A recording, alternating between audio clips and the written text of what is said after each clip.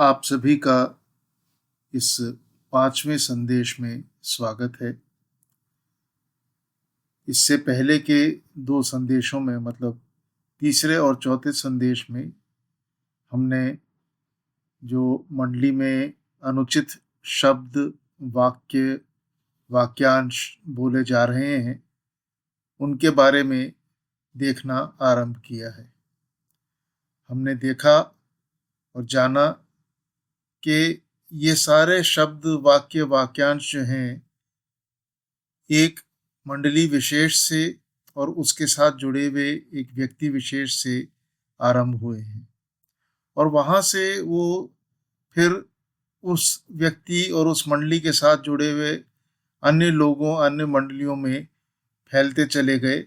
विशेषकर उनमें जो उस व्यक्ति में अंधविश्वास करते हैं, उसके पीछे-पीछे उसकी हर बात को ऐसे लेकर के चलते हैं जैसे कि वो हमेशा ही बिल्कुल सत्य हो, इसमें कोई गलती ना हो।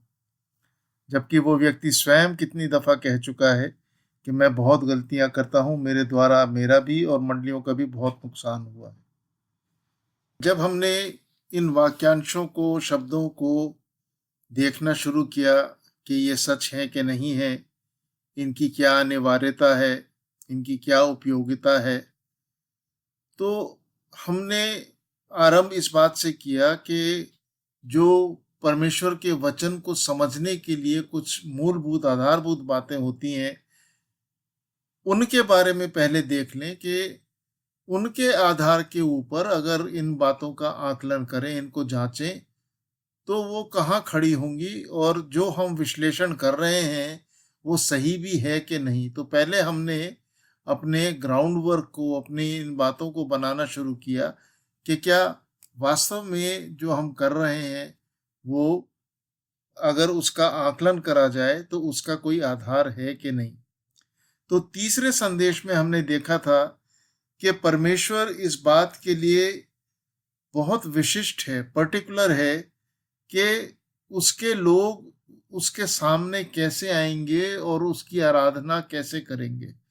उसने इस बात को किसी की भी कल्पना, किसी की भी धारणा, किसी की इच्छा के अनुसार कुछ भी करने के ऊपर नहीं छोड़ा है।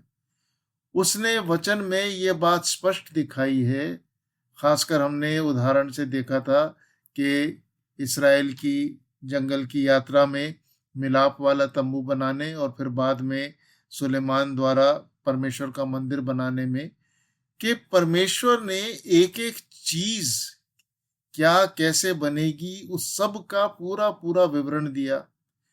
फिर सेवकाई से संबंधित जो याजक थे, उनके क्या कार्य थे, किसने क्या करना है, उन सब बातों का पूरा विवरण दिया, वर्णन दिया।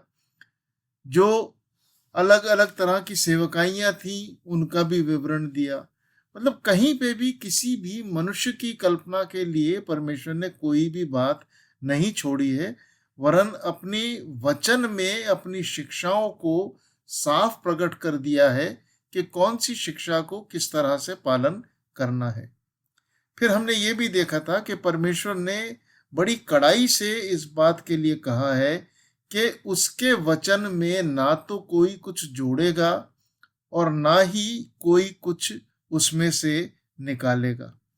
साथ ही उसने ये भी कहा है कि हर एक निकम्मी बात, हर एक व्यर्थ बात जो मनुष्य बोलेंगे, उस बात का उनको उसे हिसाब देना ही होगा। ये प्रभु यीशु मसीह ने मत्ती 12 अध्याय के 36 और 37 पद में कहा है। तो निष्कर्ष क्या है? हम सीधी-सी बात है, हम इसको समझते हैं कि परमेश्वर को हल्के में लेके मन-मर्जी से उसके साथ कुछ भी नहीं किया जा सकता है। जो करना है परमेश्वर के साथ उसकी इच्छा के अनुसार और जैसा उसने बताया है, वैसा करना है। तो तात्पर्य क्या हुआ?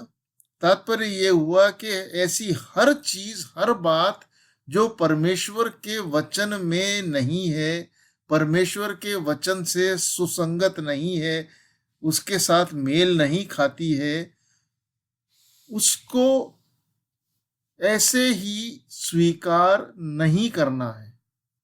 जब तक कोई भी बात परमेश्वर के कहे हुए वचन से पूरी तरह से मेल ना खाए, सही ना ठहरे, वचन के आधार पे उसकी पुष्टि ना हो, तब तक उस बात को कतई कभी भी किसी ने भी ऐसे ही स्वीकार नहीं करना है। फिर हमने पिछले वाले संदेश में यानी भाग 4 में हमने 2 मुख्य सिद्धांत देखे थे कि परमेश्वर के वचन की व्याख्या करने के समय किन बातों का ध्यान रखना होता है। पहली बात हमने देखी थी कि हर एक शिक्षा या व्याख्या के लिए बाइबल की हर बात को, हर वाक्य, हर शब्द को, हर पद को उसके संदर्भ में, कंटेक्स्ट में देखना है। हमने देखा था कि ये संदर्भ 2 तरह का होता है। तत्कालीन संदर्भ यानी जो उस पद या वाक्य या उस शब्द के आगे पीछे ऊपर नीचे जो लिखा है कि किस घटनाक्रम में या किस वार्तालाप में, किस बात के अंतर्गत उसको कहा गया, वो उसका तत्कालीन संदर्भ है। और दूसरा संदर्भ है जो वैसी ही या उसी ही विचार के या उसी ही अर्थ के या उसी ही बात के लिए बाइबल में अन्य स्थानों पे क्या लिखा है, वहां पे जो जो लिखा है वो उसका दूर का संदर्भ है। तो हर एक बात जो है उसके तत्कालीन और दूर के दोनों संदर्भों के साथ अगर ठीक नहीं होगी, उचित नहीं बैठेगी, तो फिर वो बात गलत है। फिर दूसरी बात हमने देखी थी कि हर एक शब्द, वाक्यांश और पद या वाक्य को हमेशा उसी तरह से इस्तेमाल करना है, उसी तात्पर्य, उसी अर्थ और उसी भावना के साथ या उसी भाव के साथ इस्तेमाल करना है जैसा कि बाइबल में वो लिखा हुआ आया है। ये नहीं है कि बाइबल की एक बात को लेकर के और उसके कोई भी मतलब हम अपनी ओर से डाल दें या उसमें कुछ भी कहना, उसको यहाँ वहाँ जोड़ना तोड़ना और इधर उधर की बातों के साथ मिला करके बोलना शुरू कर दें। अगर हम पवित्र शास्त्र के शब्दों और वाक्यांशों को लें लेकिन उसमें अपने ही अर्थ और अपनी ही उनकी उपयोगिता बना लें जो पवित्र शास्त्र से मेल नहीं खाती है, तो फिर वो अस्वीकार्य है। उससे परमेश्वर का वचन भ्रष्ट हो जाता है। परमेश्वर इस बात को हल्के में नहीं लेता है और जो ऐसा करते हैं उनके ऊपर फिर वो कठोर दंड लेके आता है। इस बात को हमने 3 उदाहरणों से, बाइबल के 3 उदाहरणों से देखा था। सबसे पहले हमने देखा था कि जब प्रभु यीशु मसीह की सेवकाई के आरंभ में शैतान ने उनकी परीक्षा की, 40 दिन के उपवास के बाद जो 3 परीक्षाएं लिखी गई हैं, तो वहां पे शैतान ने वचन में से लेकर के कुछ बातें प्रभु के सामने रखी, कुछ बातें प्रभु के सामने बोली। प्रभु ने ये नहीं कहा कि तू वचन को तोड़ मरोड़ करके कह रहा है। प्रभु ने उसकी जो वचन उसने बोला था उसमें कोई कमी नहीं दिखाई, लेकिन उसको निरुत्तर करने के लिए, उसकी बात को काटने के लिए प्रभु ने जो अन्य स्थान पे जो बातें लिखी थी उनको भी उसके सामने लेकर के आया। वो कहा ये भी लिखा है, ये भी लिखा है, ये भी लिखा है। तो दूर के संदर्भ के साथ, रिमोट कंटेक्स्ट के साथ प्रभु ने वास्तविकता को स्थापित किया, सही बात को दिखाया, बताया और उसके गलत उपयोग को, उस वचन के गलत उपयोग को, जिसके शब्द सही थे लेकिन अर्थ या तात्पर्य गलत था, उसकी गलती को उसके सामने लाके शैतान को निरुत्तर कर दिया। दूसरा हमने देखा था अय्यूब के मित्रों के उदाहरण से कि अगर कोई बात परमेश्वर के पक्ष में भी कही जाए, श्रद्धा पूर्वक भी कही जाए, परमेश्वर को महिमा देने के लिए भी कही जाए, लेकिन परमेश्वर के वचन के दुरुपयोग के साथ कही जाए, तो परमेश्वर उसको स्वीकार नहीं करता है, वरन उससे बहुत क्रोधित होता है। वचन के साथ छेड़छाड़, मिलावट परमेश्वर को बिल्कुल पसंद नहीं है। फिर तीसरा उदाहरण हमने देखा था यशाया पहले अध्याय में से, और साथ साथ प्रभु यीशु मसीह के द्वारा मंदिर को डाकुओं की खो कहने से हमने ये देखा था कि उस मंदिर में उस समय यशायाह के समय में भी और प्रभु के समय में भी आराधना चलती थी, भेंट बलिदान चढ़ाए जाते थे, याजक थे, सब काम होते थे, पर्व मनाए जाते थे। लेकिन वहां पे जो धर्म के अधिकारी थे, जो अगुवे थे, उन्होंने परमेश्वर के वचन में, विधियों में बहुत मिलावट कर ली थी, अपनी मन से कई बातें डाल ली थी और उसके अनुसार लोगों को सिखाते थे और उसे परमेश्वर का वचन कह के लोगों को सिखा के उनसे कुछ कुछ उल्टा सीधा जो वचन में नहीं लिखा है वो करवाते रहते थे। और यशायाह ने भी इस बात की चेतावनी दी, प्रभु ने भी चेतावनी दी। और फिर हम इसराइल के जो इतिहास है उससे देखते हैं कि यशायाह के समय के कुछ टाइम बाद और प्रभु के समय के कुछ टाइम बाद दोनों ही बार इसराइलियों पे बहुत भारी ताड़ना आई और प्रभु के बाद तो फिर वो लगभग 2000 साल के लिए तितर बितर हो गए। तो इन तीनों उदाहरणों से हमने देखा था कि परमेश्वर अपने वचन के साथ कोई भी छेड़छाड़, कोई भी मिलावट, उसमें किसी भी किस्म का अपनी मनमर्जी से कुछ भी डालना करना कतई स्वीकार नहीं करता है, वरन उसको बहुत गंभीरता से लेता है। फिर हमें एक बात को और याद हमेशा रखना चाहिए, कभी नहीं भूलना चाहिए कि जैसे ही हम उद्धार पाते हैं, जिस पल से हम उद्धार पाते हैं, उसी पल से, उसी क्षण से परमेश्वर पवित्र आत्मा हमारे अंदर आकर के, हरेक विश्वासी के अंदर आकर के बस जाता है। पवित्र आत्मा हरेक विश्वासी में एक बार आता है तो आजीवन, सारे जीवन भर उसके साथ साथ बना रहता है। और हम यूहन्ना 14 अध्याय के 26 पद से और 16 अध्याय के 13 पद से देखते हैं कि पवित्र आत्मा के जो कार्य हैं उनमें से 4 जो कार्य विश्वासियों के संदर्भ में हैं कि वो विश्वासियों को सिखाता है, उनका शिक्षक है। दूसरा, वो उनको प्रभु के वचन याद दिलाता है। ध्यान दीजिए इस बात पे, प्रभु के वचन याद दिलाता है। तीसरा, वो अपनी ओर से कुछ नहीं कहता, मतलब पवित्र आत्मा कोई नए प्रकाशन, कोई नए दर्शन, कोई नए रेवलेशंस नहीं देता है। पवित्र आत्मा केवल जो प्रभु ने कहा है, वचन में लिखा है, उसी को उपयोग करता है, उसी को सामने लेके आता है। और चौथी बात, वो हर एक विश्वासी को सच्चाई में लेकर के चलता है, जो सच्चाई है उसको प्रकट करता है, मिथ्या से, गलत से उनको बाहर निकालता है। मैं एक बार फिर इन चारों को बोल देता हूं, हर एक विश्वासी को सिखाता है, हर एक विश्वासी को प्रभु की बातों को, शब्दों को याद दिलाता है, अपनी ओर से कुछ भी नया नहीं बताता है और हर एक को संपूर्ण सच में लेकर के चलता है। अब इन बातों का एक बहुत गंभीर तात्पर्य है और इस ऐसा तात्पर्य है जिसे अक्सर लोग ध्यान नहीं करते हैं और उन्हें ध्यान भी नहीं दिलाया जाता है। और वो तात्पर्य ये है कि क्योंकि हर एक विश्वासी के अंदर पवित्र आत्मा उसका सहायक होने के लिए हमेशा बना रहता है, बसा रहता है, तो इसलिए कोई विश्वासी कभी ये नहीं कह सकता, ये दावा नहीं कर सकता कि वो परमेश्वर का वचन नहीं सीख पा रहा है या उसे परमेश्वर का वचन सिखाने वाला कोई नहीं।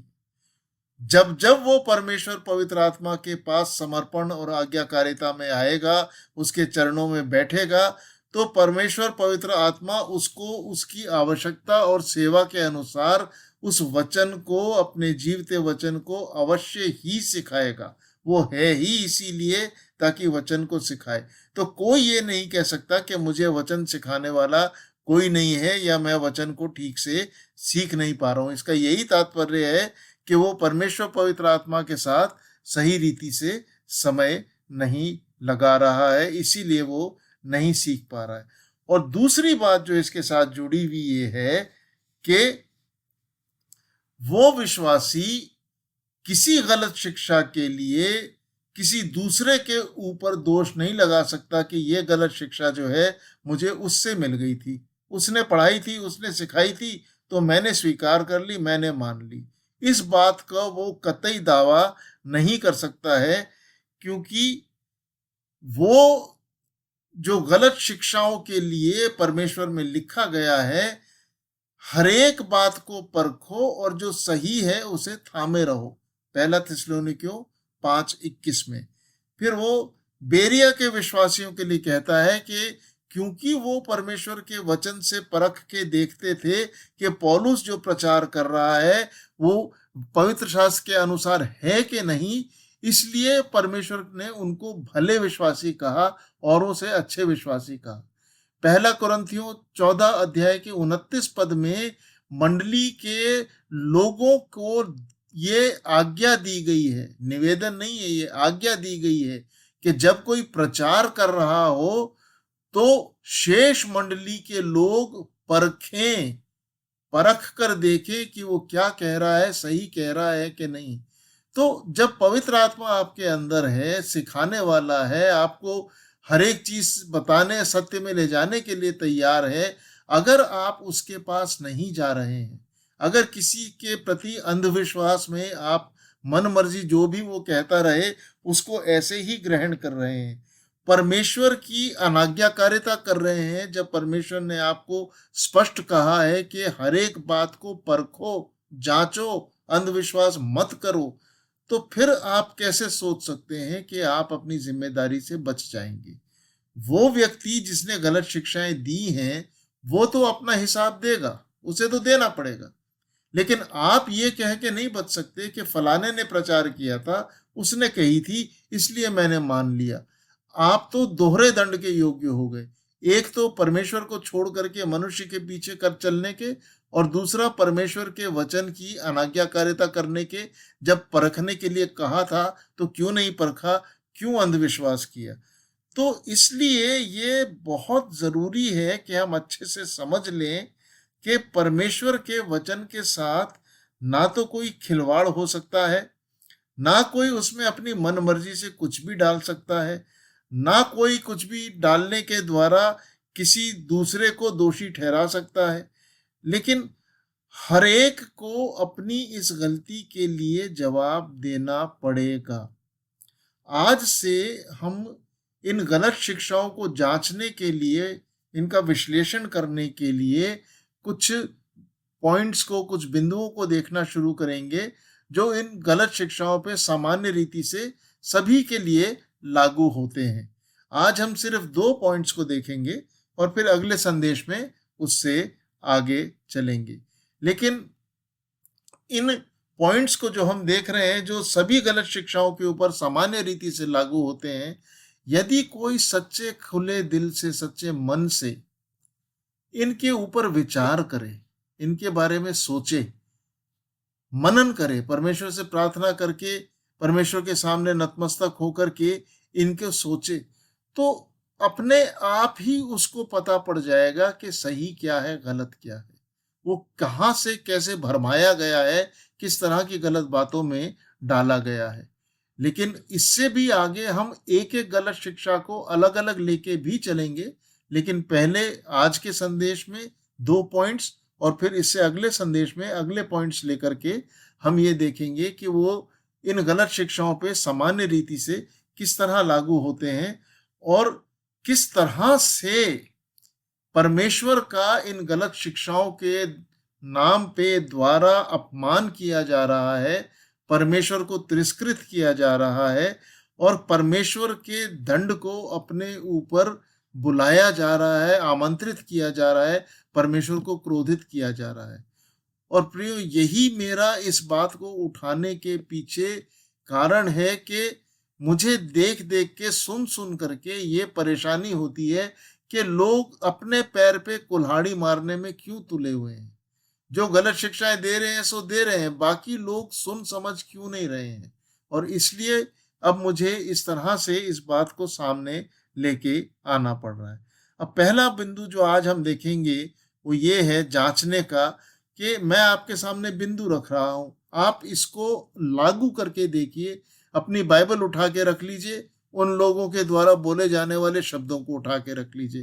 पहली बात ये देखिए कि इनको स्वीकार करने, इनके सत्य को मानने के लिए सबसे पहली बात देखने के लिए, क्या ये वाली बातें जो ये लोग बोलते हैं, कहते हैं, कहलवाते हैं, क्या बाइबल में कहीं लिखी गई हैं?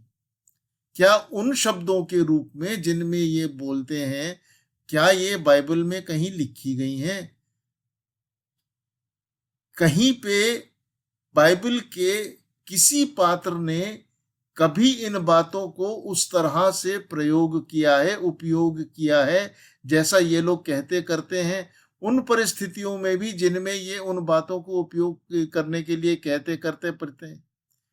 सीधा सीधा उत्तर है नहीं। बाइबल में ये बातें कहीं लिखी ही नहीं गई हैं। परमेश्वर के वचन में इनका कोई स्थान नहीं है। किसी ने भी कभी इन बातों को इस तरह से इस्तेमाल नहीं किया है।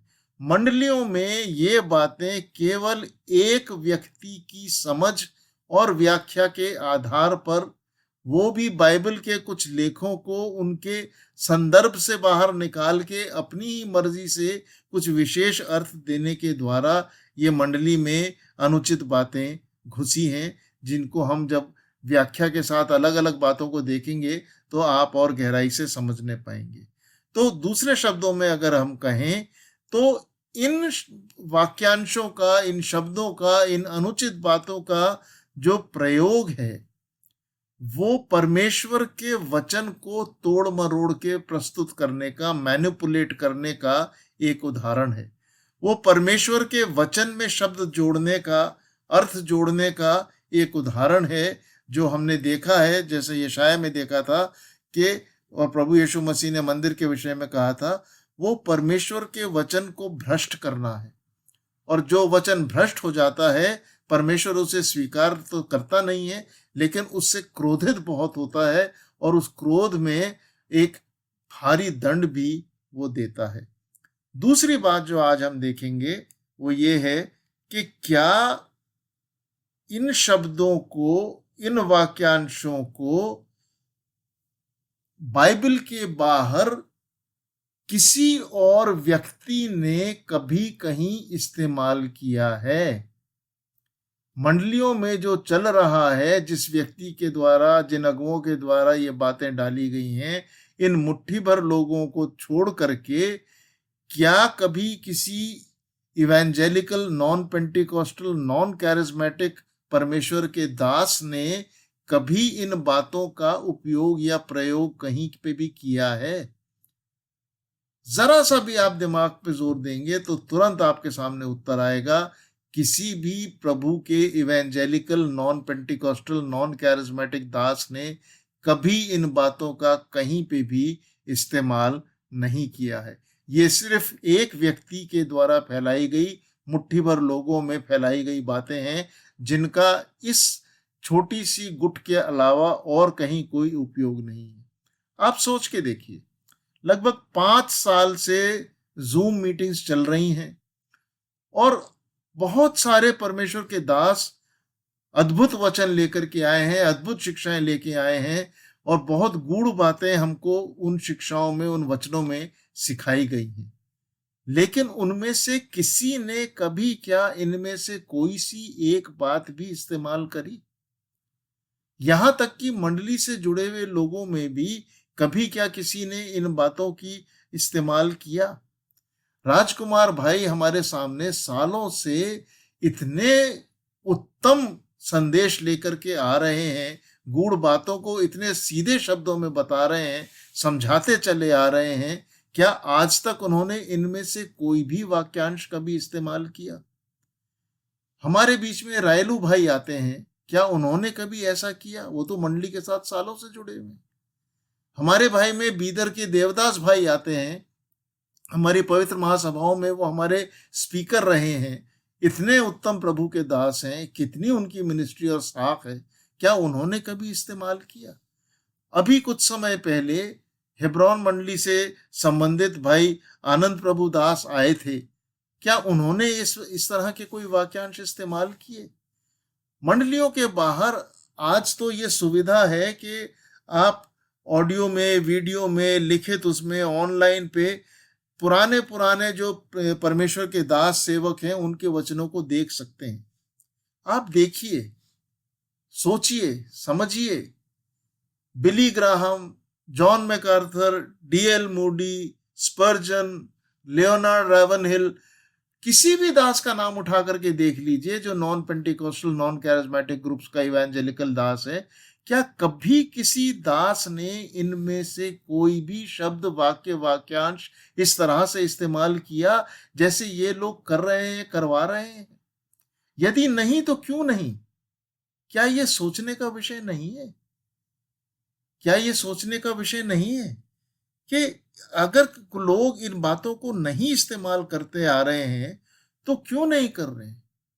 आप कहोगे कि जी अभी दर्शन दिए हैं, नए दर्शन मिले हैं। इस बात को मैं अगले बिंदुओं के साथ और डिस्कस करूंगा, लेकिन मैं आपसे कहता हूं, जो इन बातों के प्रवक्ता है, जो इन बातों को बहुत लोगों के अंदर फैलाते सुनाते चले आ रहे हैं, वो तो कई दशकों से पूरे भारत में कहां कहां जाकर के प्रचार करते आए हैं, इन बातों को बोलते चले आए हैं, उनके सामने इन वाक्यांशों का इस्तेमाल करते चले आए हैं। तो उन लोगों ने जिन्होंने इस प्रचार को सुना है, उनकी तारीफ की है, उनको सर आंखों पे बैठाया है, उन्होंने उनके इन वाक्यांशों को क्यों नहीं स्वीकार कर लिया? उन मंडलियों में क्यों नहीं फैल गए? वहां पे तो ये नहीं वाक्यांश इस्तेमाल होते हैं। वो तो ये दो दो चार दिन की, जितने दिन की सभाओं के लिए गए थे, वहां बोल करके वापस आ गए। उसके बाद तो किसी ने इनको नहीं लिया। क्यों पवित्र आत्मा ने इन बातों को वहां पे सेटल होने नहीं दिया? क्यों लोगों ने इनको एक्सेप्ट नहीं किया? क्यों ये अभी भी सिर्फ कुछ थोड़े से मुट्ठी भर लोगों के में ही फैली हुई हैं? क्यों इन बातों को लेकर के सब जगह इनकी एक्सेप्टेंस नहीं है? अगर आप कहो कि किसी ने इनके विरोध में भी तो नहीं बोला, किसी ने कोई ऑब्जेक्ट भी तो नहीं किया, हाँ नहीं किया। क्यों नहीं किया? इसलिए नहीं किया क्योंकि वो अपने आमंत्रित स्पीकर को कुछ कह करके उसको बुरा लगने से बचना चाहते थे। लिहाज के कारण नहीं किया। जैसा मैं पहले भी लिहाज के कारण मैं चुप रहा करता था। अब जब वो लिहाज उन्होंने अपने हाथ से तोड़ा है तो फिर मेरा भी मुंह खुला है। तो ये कहना कि क्योंकि किसी ने इसमें ऑब्जेक्शन नहीं किया, इसमें किसी ने प्रतिरोध नहीं किया, ये इस बात का प्रमाण नहीं है कि ये बातें सही हैं।